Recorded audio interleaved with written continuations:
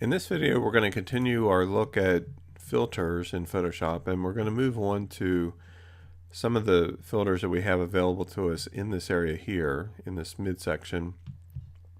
And blur is one that you're likely going to use a lot. And blur actually can be used in a lot of different forms and a lot of different ways, and I'll show you some examples in this section here. But and I'm not going to take time to go through every single one of these because there's really no need to do that.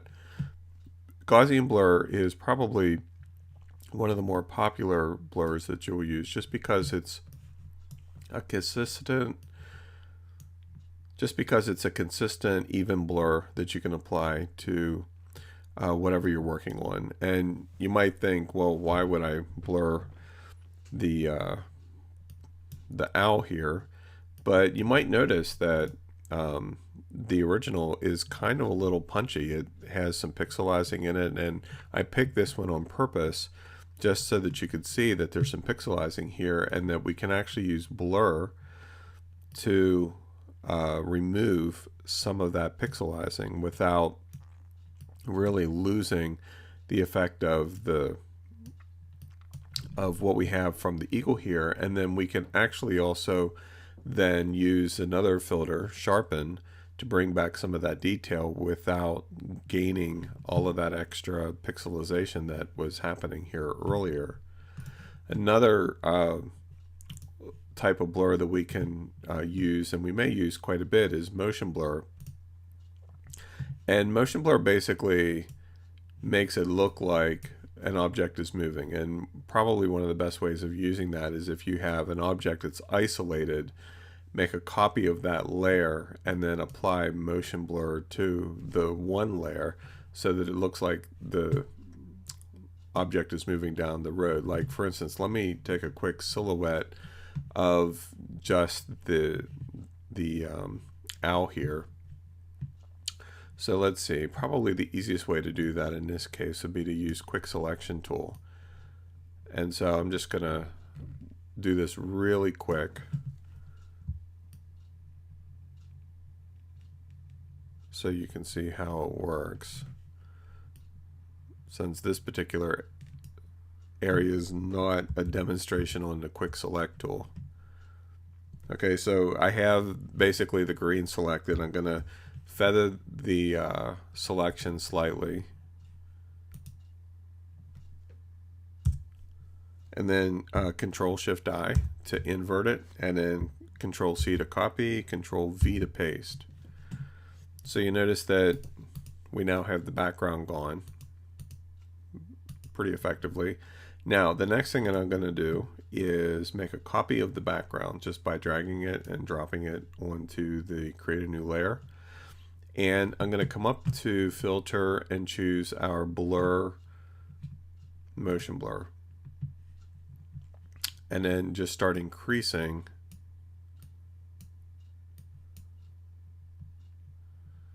the distance. And so you can see where it kind of looks like it adds a completely different look to the photograph here, because it looks like the owl is shifting its head just a little bit or something like that. And so you can have a lot of fun in playing around with this effect. You can even do something like make a copy of the owl itself and apply the blur just to that so that it isn't picking up any of the green. Let me just turn these two channels off. Come to blur, motion blur,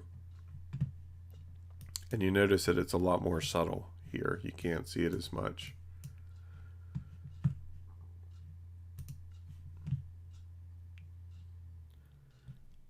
And you notice if I turn it off, it's kind of gone. But here's one thing that you can do. Because we have this motion blur, I can select this layer, choose the move tool,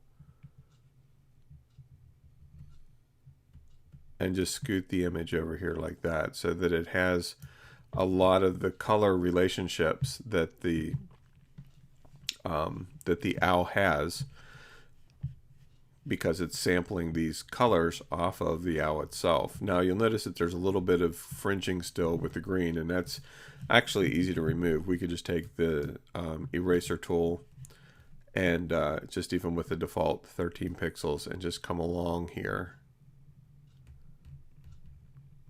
and just erase along that edge.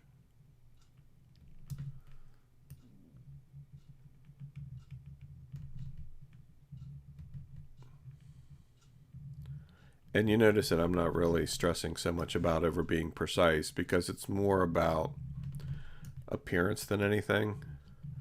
And in some cases, like where his body is already out of focus, it may actually make sense to turn the hardness down and the brush size up so that it kind of blends into the background even more.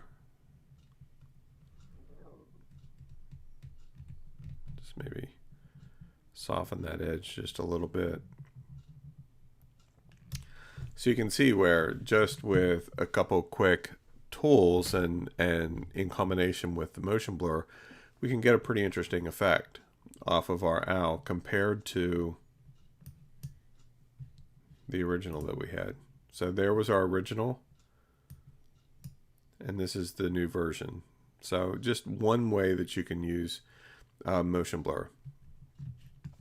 The next type of blur that I want to bring your attention to is the radial blur. And we're going to switch pictures to take a look at the radial blur here. I have this architectural dome. This is actually in our state capitol here in Pennsylvania where I took this. And radial blur basically finds, well, I'll show you what it does and then I'll explain how to control it better. So I'm going to select radial blur, and it basically does two things. You can either have it blur in a spin form or in a zoom form. Quality, I usually go with best. And so with the amount, the higher you increase it, the more it spins. So like, just for the sake of saving time on the video, I'm going to select good, and we'll go with, let's just increase it to 100% just so you can see the dramaticness of the effect. So you can see what it did with the picture. Okay, it just totally spun it. If I turn down that effect to say 50%, you notice that there's a little bit more detail, but still you really can't see what it is. So you can actually control the end result of what you're going to get based on the amount that you're applying it. Okay, so it definitely has some isolated uses, but you can see where you could still do some pretty cool things with it. And then the other version of it, of course, is zoom. And I actually use this a lot, more than I would think. If I just go to 100% and click OK, it just kind of zooms out from the central portion here. So it's a pretty cool effect, isn't it? And then, of course, if we turn that amount down to say 35, you know, again, it kind of looks like you're flying down into a tunnel or something. Doesn't this almost look like a scene out of Star Wars now? You know, like you're going down through a tunnel into this central area here, and these are windows and machine panels and all that kind of stuff. I mean, it's just kind of cool. Now, let me show you a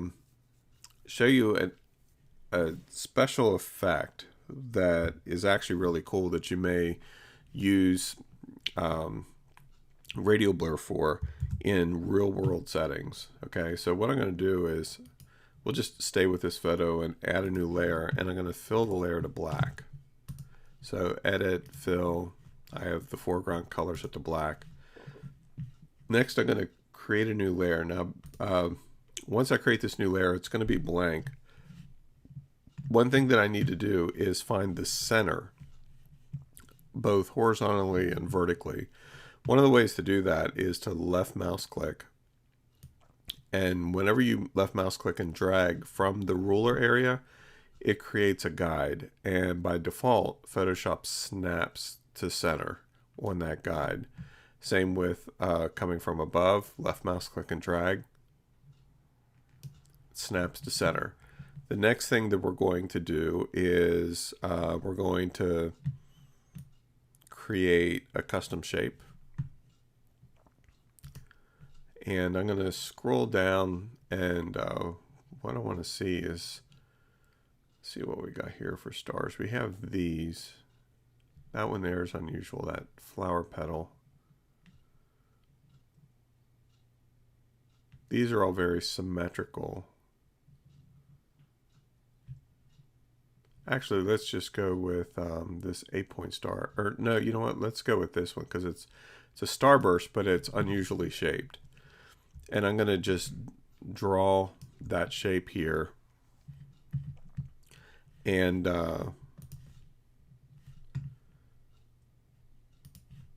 we're going to center it. It filled with black because that's the foreground color that I had. And actually, I think center is going to be slightly off center for us.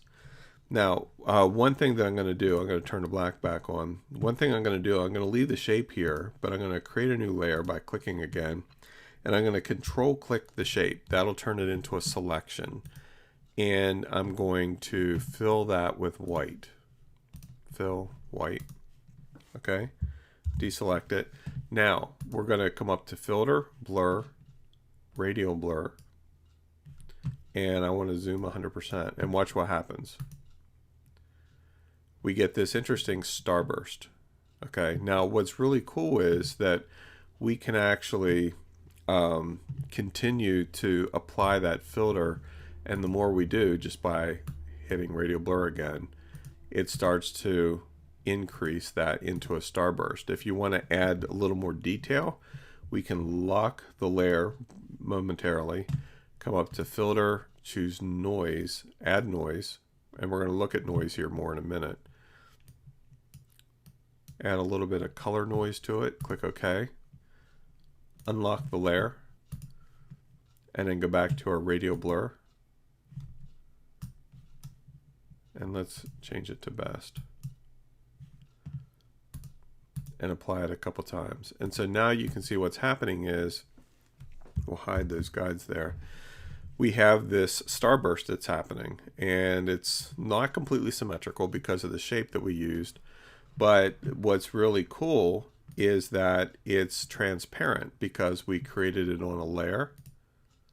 So then I have now this starburst that I could apply to anything, like coming from the lamp or however I want to use that. If I set the blending mode from normal to say screen, it looks like that lamp there is shining. Okay, so there's a number of ways that you can use this. You could actually even make it smaller just to create a small shimmer on glass or something like that. So it's just a real world way of using radial blur. Okay. All right, next, another thing that I want to take a look at on blur here. Let me choose the background. And let's see. Yeah, I think we'll stick with this image. With blur, shape, smart blur, and surface blur. Smart blur and surface blur are pretty cool tools because one of the things that it does is it actually gives you the ability to maintain a level of detail while getting rid of some of the imperfections in an object. And to demonstrate that, let me increase the size of this image up to double. 150, and actually let's resample it. And so you can see just by doing that, because it was a low resolution image, you can see the pixelizing and all that kind of stuff that's happening there in the image. Okay, so surface blur and smart blur can help us fix some of that image. And it depends on the type of image that you're working with. One may work better than the other, but they both work very similarly. So I'm going to choose surface blur first. And usually what I do is I work with a quality of high. And just by controlling threshold and radius will determine how little or how much of the effect is being applied. And you can see that the more I turn down threshold, the more detail shows up, and then the more I increase radius, it amplifies what you're doing with threshold. So there's a matter of finding a happy balance in there, but you notice how it's maintaining edges. Okay, so if I increase threshold even more, you see now I'm starting to lose detail. But compare the original here with what we're seeing on the screen. So you can see where it's smoothing out or blurring parts of the solid colors while maintaining the integrity of the edges, which is really how this tool works well. Similarly, surface blur does the same basic thing, except that it averages it a little bit differently. And I think in some cases, especially in this case, we're getting a better job, and it's actually applying it in real time. You can see the before and after.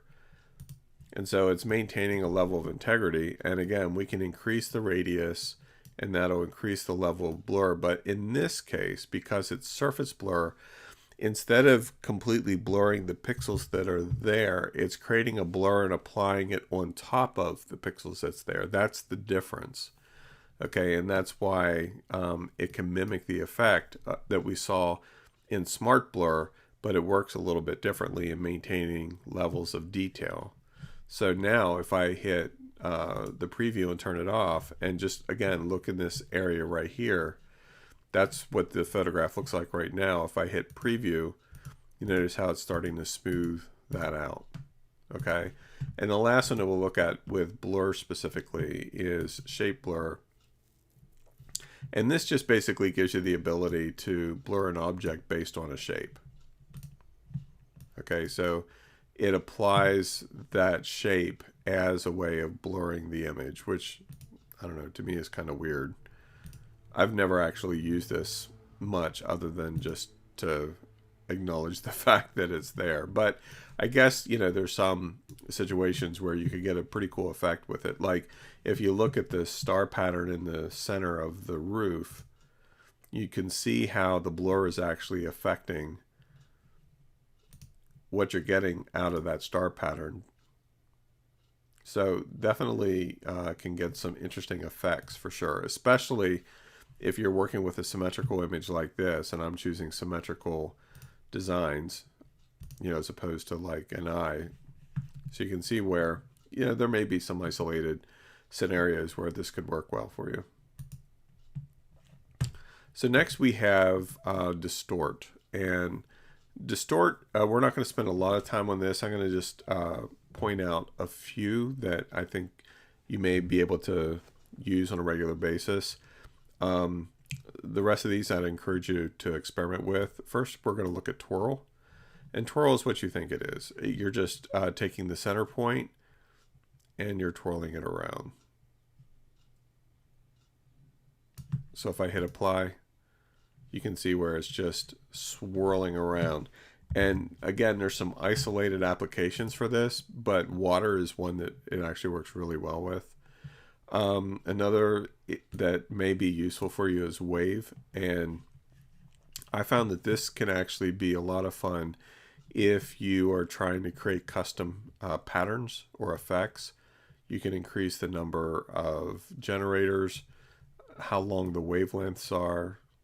The longer, obviously, the more detail. The shorter, the less detail.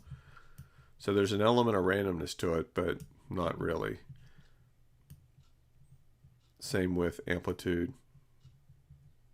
And so like if I wanted to turn this photograph into some kind of a funky generic pattern, this would be the tool to do that.